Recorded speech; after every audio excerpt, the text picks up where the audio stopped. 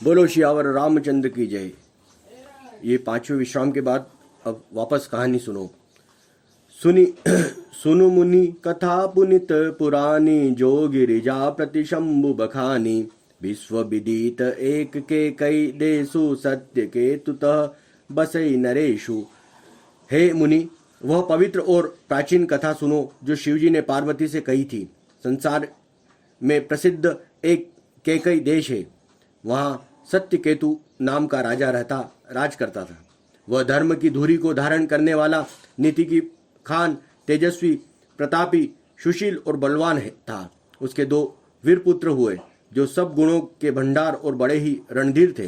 राज्य का उत्तराधिकारी जो बड़ा लड़का था उसका नाम प्रताप भानु था। दूसरे पुत्र का नाम अरिमर्दन था, जिसकी भुजाओं में अपार बल था और जो युद्ध में पर्वत के समान अटल रहता था। भाई भाई में बड़ा मेल और सब प्रकार से के दोषों को छलों से रहित सच्ची प्रीति थी। राजा ने जेठे पुत्र को राज्य दे दिया और आप भगवान के भजन के लिए वन को चल दिए। जब प्रताप भानु राजा हुआ, देश में उसकी दुहाई फिर गई। वह वेद में बताई हुई विधि के अनुसार उत्तम रीति से प्रजा पालन करने लगा। उसके राज्य में पाप का कहीं लेश भी नहीं रह गया। राजा का हित करने वाले शुक्राचार्य के समान बुद्धिमान धर्म रुचि नामक उसका मंत्री था। इस प्रकार बुद्धिमान मंत्री और बलवान तथा वीर भाई के साथ ही स्वयं राजा भी बड़ा प्रतापी और रणधीर था। साथ में अपार चतुरंगिणी सेना थी। उसमें असंख्य योद्धा थे जो सब के सब रण में जूझ मरने वाले थे। अपनी सेना को देखकर राजा बहुत प्रसन्न हुआ और घमासान नगाड़े बजने लगे। दिग्विजय के लिए सेना सजाकर वह राजा शुभ दिन मुहूर्त साध कर और डंका बजाकर चला। जहाँ जहाँ बहुत सी लड़ाइयाँ हुई, उसने वहाँ राजाओं को बलपूर्वक जीत लिया। अपनी भुजाओं के बल से उसने 7 द्वीपों भूखंडों को वश में कर लिया और राजाओं से दंड कर लेकर उन्हें छोड़ दिया। संपूर्ण पृथ्वीमंडल उस समय प्रताप भानु ही एकमात्र चक्रवर्ती राजा था। संसार भर में उसकी भुजाओं के बल के वश में करके राजा ने अपने नगर में प्रवेश किया। राजा धर्म, अर्थ, धर्म और काम आदि के सुखों का समय अनुसार सेवन करता था। राजा प्रताप भानु का बल पाकर भूमि सुंदर, कामधेनु, मनचाही वस्तु देने वाली हो गई। उसके राज्य में प्रजा सब प्रकार से दुखों से रहित और सुखी थी। सभी स्त्री पुरुष सुंदर और धर्मात्मा थे। धर्म रुचि मंत्री का श्री हरि के चरणों में प्रेम था। वह राजा के हित के लिए सदा उसको नीति सिखाया करता था। राजा, गुरु, देवता, संत, पीतर और ब्राह्मण इन सब की सदा सेवा करता रहता था। वेदों में राजाओं के जो धर्म बताया गए हैं, राजा सदा आदर पूर्वक सुख मानकर उन सब का पालन करता था। प्रतिदिन अनेक प्रकार के दान देता और उत्तम शास्त्र, वेद और पुराण सुनता था। बोलो सियावर रामचंद्र की जय। उसने बहुत ही बावलिया कुएं, तालाब, बावड़ी, फुलवाड़ी, सुंदर बगीचे, ब्राह्मणों के लिए घर और देवताओं के सुंदर विचित्र मंदिर सब तीर्थ में बनवाए। वेद और पुराणों में जितने प्रकार के यज्ञ कहे गए, राजा ने एक एक करके उन सब यज्ञों को प्रेम सहित हजार बार किया।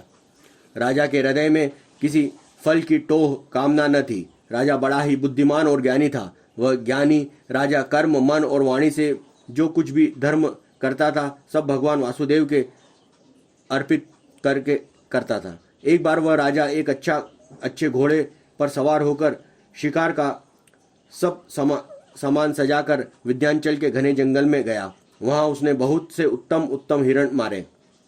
राजा ने वन में फिरते हुए एक सुअर को देखा। दांतों के कारण वह ऐसा दिख पड़ता था मानो चंद्रमा के ग्रस कर मुंह से पकड़कर राहु वन में आ छिपा हो। चंद्रमा बड़ा होने से उसके मुंह में समाता नहीं है और मानो क्रोधवश वह भी उसे उगलता नहीं है। यह तो सुअर के भयानक दांतों की शोभा कही गई। इधर उसका शरीर भी बहुत ही विशाल और मोटा था। घोड़े की आहट पाकर वह घुरघुराता हुआ कान उठाए चौकन्ना होकर देख रहा था। नील पर्वत के शिखर के समान विशाल शरीर वाले उस सुअर को देखकर राजा घोड़े को शाबुक लगाकर तेजी से चला और उसने सुअर को ललकार की, अब तेरा बचाव नहीं हो सकता। अधिक शब्द कहते हुए अपनी तरफ आता देखकर सुअर पवन के वेग से भाग गया और राजा ने तुरंत ही बाण धनुष पर चढ़ाया। सुअर बाण को देखते ही धरती में दुबक गया। राजा तक कर तीर चलाता है, परंतु सुअर छल करके शरीर को बचाता जाता है। वह पशु कभी प्रकट होता है, कभी छिपता हुआ भाग जाता है। राजा भी क्रोध के वश में उसके साथ पीछे लगा चला जाता है। सुअर बहुत दूर ऐसे घने जंगल में चला गया जहां हाथी घोड़े का निवाह गम नहीं था। राजा बिल्कुल अकेला था और वन में कलेश भी बहुत था। फिर भी राजा ने उस पशु का पीछा नहीं छोड़ा। राजा को बड़ा धैर्यवान देखकर सुअर भागकर पहाड़ की एक गहरी गुफा में जा घुसा। उसमें जाना कठिन देखकर राजा को बहुत पछता कर लौटना पड़ा। पर उस घोर वन में वह रास्ता भूल गया। बहुत परिश्रम करने से थका हुआ घोड़े समेत भूख प्यास से व्याकुल राजा नदी तालाब खोजता खोजता पानी बिना बेहाल हो गया।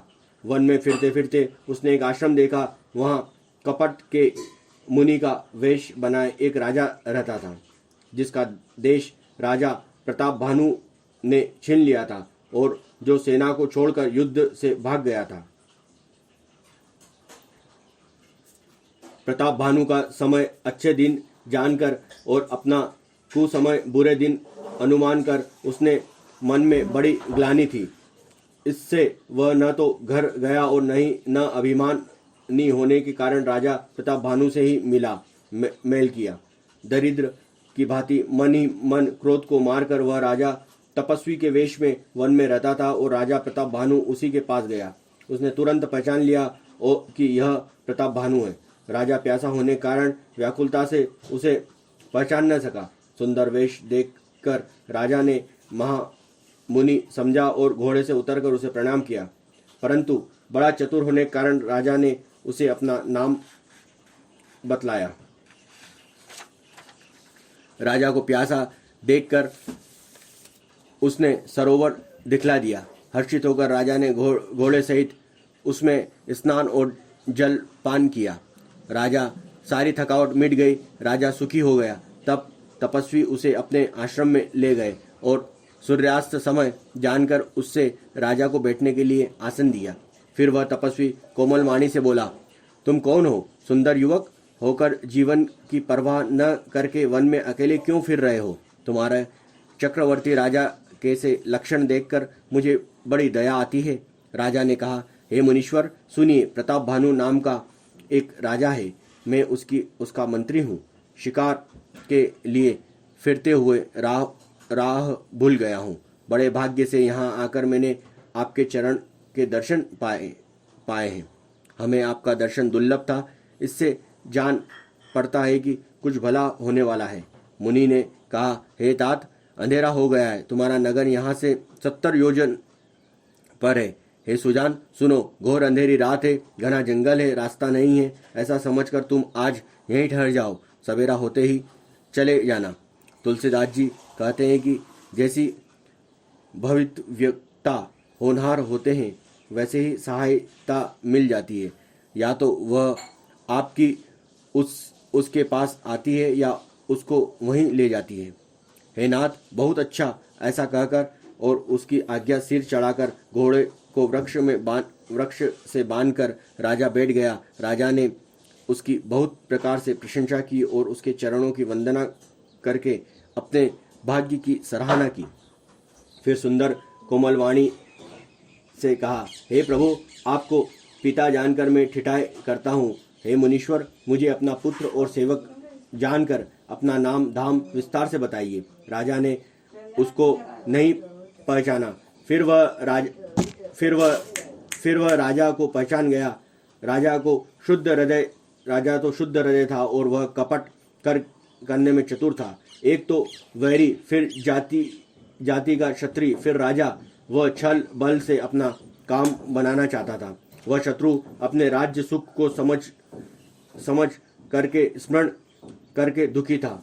उसकी छाती कुम्हार के आवे के आग की तरह भीतर भीतर सुलग रही थी। राजा के सरल वचन कान में सुनकर अपनी वैर को याद कर वह हृदय से हर्षित हुआ।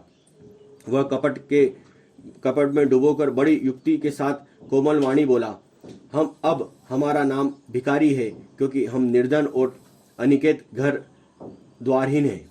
राजा ने कहा, जो आपके सदृश विज्ञान के निधान और समर्था अभिमान रहित होते हैं, वे अपने स्वरूप को सदा छिपाए रहते हैं, क्योंकि कुवेश बनाकर रहने से ही सब तरह का कल्याण है। प्रकट संत वेश में मान होने की संभावना है और मान से पतन की।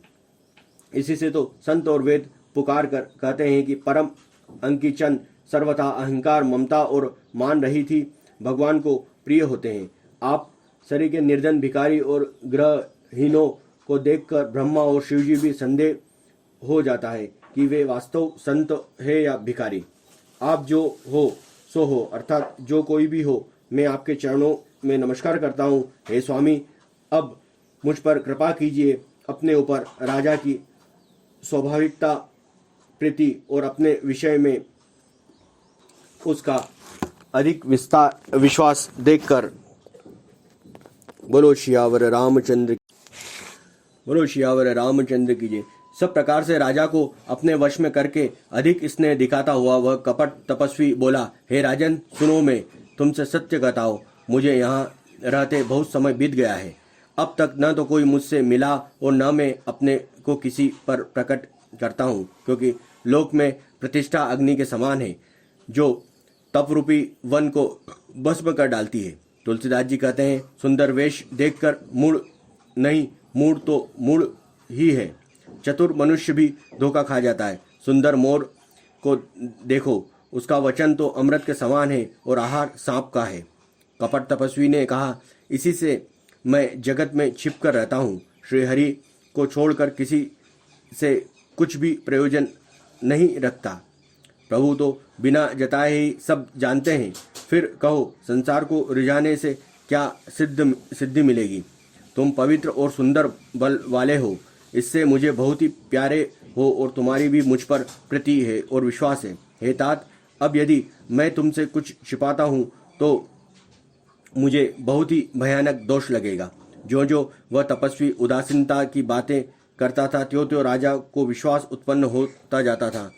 जब तक बगुले की तरह ध्यान लगाने वाले कपट मुनि ने राजा को कर्म, मन और वचन से अपने वश में जाना, तब वह बोला, हे भाई, हमारा नाम एक तनु है। यह सुनकर राजा ने फिर सिर नवाकर कहा, मुझे अपना अत्यंत अनुरागी सेवक जानकर अपने नामक अर्थ समझा कर कहिए।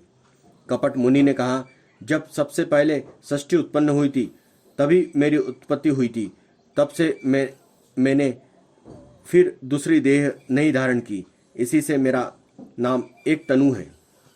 हे पुत्र, मन में आश्चर्य मत करो, तब से कुछ भी दुर्लभ नहीं है।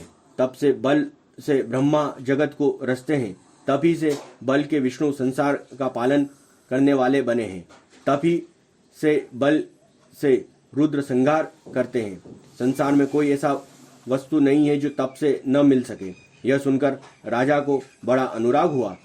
तब वह तपस्वी पुरानी कथाएं कहने लगा।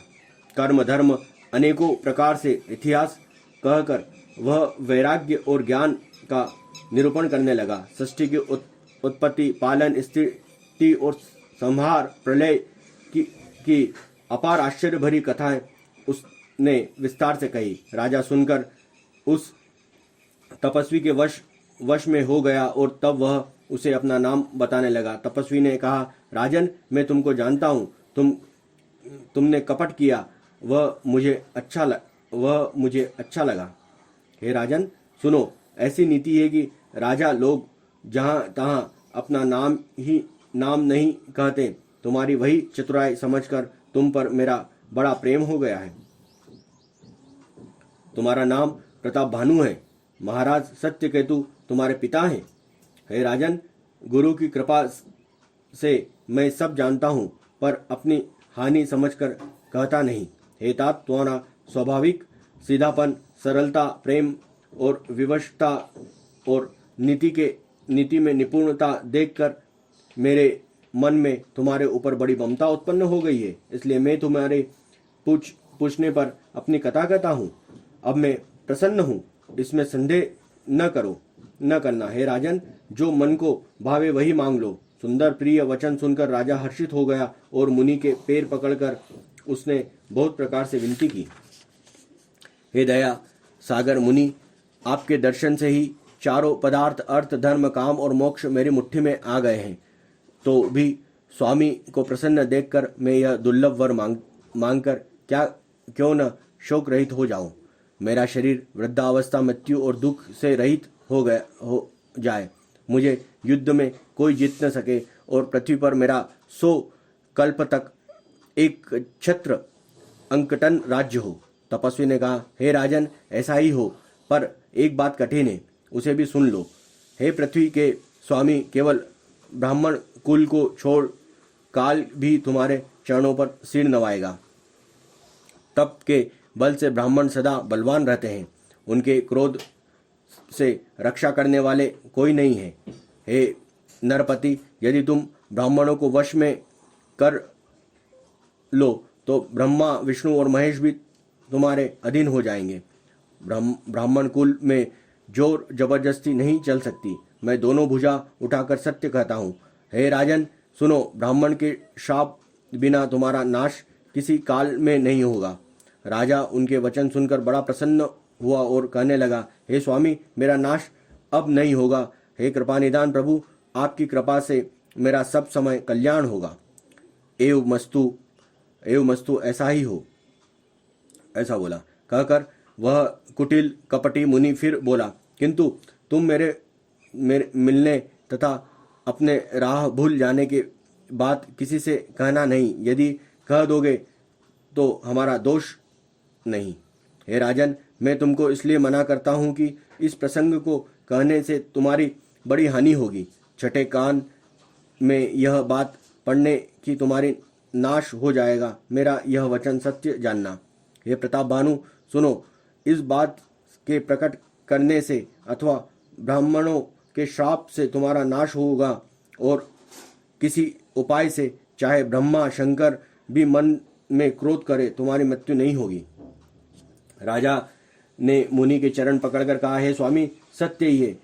ब्राह्मण और गुरु के क्रोध से कहिए कौन रक्षा कर सकता है। यदि ब्रह्मा भी क्रोध करे तो गुरु बचा लेते हैं, पर गुरु के विरोध करने पर जगत में कोई भी बचाने वाला नहीं है।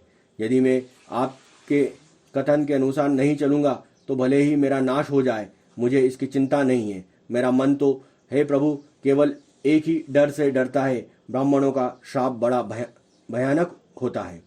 हे ब्राह्मण, किस प्रकार के से वश में हो सकते हो, कृपा करके वह भी मुझे बताइए। हे दीनदयाल, आपको छोड़कर और किसी को भी मैं अपना हितु नहीं देखता। तपस्वी ने कहा, हे राजन सुनो, संसार में उपाय तो बहुत हैं, पर वे कष्ट साध्य हैं, बड़ी कठिनता से बनने में आते हैं, और इस पर भी सिद्ध हो या न हो उसकी सफलता निश्चित नहीं है। हाँ, एक उपाय बहुत सहज है, परंतु उसमें भी एक कठिनाई है। हे राजन, वह युक्ति तो मेरे हाथ में है, पर मेरा जाना तुम्हारे नगर में हो नहीं सकता। जब से पैदा हुआ हूँ तब से आज तक मैं किसी के घर अथवा गांव नहीं गया, परंतु यदि नहीं जाता तो तुम्हारा काम बिगड़ता है। आज यह बड़ा असमंजस आ पड़ा है। यह सुनकर राजा कोमल वाणी से बोला, हे नाथ, वेदों में ऐसी नीति कही है कि बड़े लोग छोटों पर स्नेह करते ही हैं। पर्वत अपने सिरों पर सदा तृण घास को धारण किए रहता है। अगाध समुद्र अपने मस्तक पर फैन को धारण करता है, और धरती अपने सिर पर सदा धूलि को धारण किए रहती है। मतलब बड़े लोग छोटों पर हमेशा स्नान करते हो, छोटे लोगों को अपने ऊपर उठा के रखती है। जैसे पर्वत के सिर पर सदा घास रहती है, घास हमेशा पर्वत के सिर पर रहती है। घास कितनी छोटी रहती है ना। अगाध समुद्र जो फैन रहता है वो फैन उसके ऊपर हमेशा रहता है और धरती के सिर पर हमेशा धूली धारण करे रहती है। ठीक है। ऐसा कहकर राजा ने मुनि के चरण पकड़ लिए और कहा, हे स्वामी कृपा कीजिए, और आप संत हैं, दीन दयालु हैं। हे प्रभु, मेरे लिए इतना कष्ट अवश्य सही है। राजा को अपने अधीन जानकर कपट में प्रवीण तपस्वी बोला, हे राजन सुनो, मैं तुमसे सत्य कहता हूँ, जगत में मुझे कुछ भी दुर्लभ नहीं है। मैं तुम्हारा काम अवश्य करूँगा, क्योंकि तुम मन, वाणी और शरीर तीनों से मेरे भक्त हो। पर योग, युक्ति, तप और मंत्र का प्रभाव तभी फलीभूत होता है जब वे छिपा कर किए जाते हैं। हे नरपति, यदि रसोई बनाऊंगा तो तुम उसे परोसोगे और मुझे कोई जानने न पावे तो उस अन्न को जो खाएगा सो तुम्हारा आज्ञाकारी बन जाएगा। यदि यही नहीं, उन भोजन करने वाले के घर भी जो कोई भोजन करेगा, हे राजन सुनो, वह भी तुम्हारा अधीन हो जाएगा। हे राजन, जाकर यही उपाय करो और वर्ष भर भोजन कराने का संकल्प कर लेना। नित्य नए 1,00,000 ब्राह्मणों को कुटुंब सहित निमंत्रित करना। मैं तुम्हारे संकल्प के काल अर्थात 1 वर्ष तक प्रतिदिन भोजन बना दिया करूँगा। हे राजन, इस प्रकार बहुत ही थोड़े परिश्रम से सब ब्राह्मण तुम्हारे वश में हो जाएंगे और ब्राह्मण हवन, यज्ञ, सेवा, पूजा करेंगे तो उस प्रसंग संबंध से देवता भी सहज ही वश में हो जाएंगे। मैं एक और पहचान तुमको बताए देता हूँ कि मैं इस रूप में कभी न आऊँगा। हे राजन, मैं अपनी माया से तुम्हारे पुरोहित को हर लाऊंगा। तप के बल से उसे अपना समान बनाकर 1 वर्ष तक यहाँ रखूंगा। और हे राजन सुनो, मैं उसका रूप बनाकर सब प्रकार से तुम्हारा काम सिद्ध करूंगा। हे राजन, रात बहुत बीत गई है, अब सो जाओ। आज से तीसरे दिन मुझसे तुम्हारी भेंट होगी। तप के बल से मैं घोड़े सहित तुमको सोते ही मैं घर पहुंचा दूंगा। मैं वही पुरोहित का वेश धर कर जाऊंगा। जब एकांत में तुमको बुलाकर सब कथा सुनाऊंगा तब तुम मुझे पहचान लेना। राजा ने आज्ञा मानकर शयन किया और कपट ज्ञानी आसन पर जा बैठा। राजा थका था, उसे खूब गहरी नींद आ गई। वह कपटी कैसे सोता है, उसे तो बहुत ही चिंता हो रही थी। उस समय वहां कालकेतु राक्षस आया। उसने सुअर बनकर राजा को भटकाया था। वह तपस्वी राजा का बड़ा मित्र था और खूब छल प्रपंच जानता था। उसके 100 पुत्र और 10 भाई थे, जो बड़े ही दुष्ट, किसी से न जीते जाने वाले और देवताओं को दुख देने वाले थे। ब्राह्मणों, संतों और देवताओं को दुखी देखकर राजा ने उन सब को पहले ही युद्ध में मार डाला था।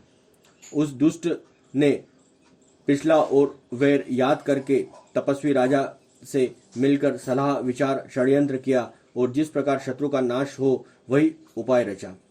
भाविवश राजा प्रतापभानु कुछ भी न समझ सका। तेजस्वी शत्रु अकेला भी हो तो भी उसे छोटा नहीं समझना चाहिए। जिसका सिर मात्र बचा था वह राहु आज तक सूर्य चंद्रमा को दुख देता है। जिसका सिर मात्र बचा था। तपस्वी राजा अपने मित्रों को देख प्रसन्न हो उठकर मिला और सुखी हुआ। उसने मित्र को सब कथा कह सुनाई। तब राक्षस आनंदित होकर बोला, हे राजन सुनो, अब तुमने मेरे कहने अनुसार इतना काम कर लिया है तो अब मैं मेरे शत्रु को काबू में कर ही लिया है। समझो, तुम अब चिंता त्याग सो रहो।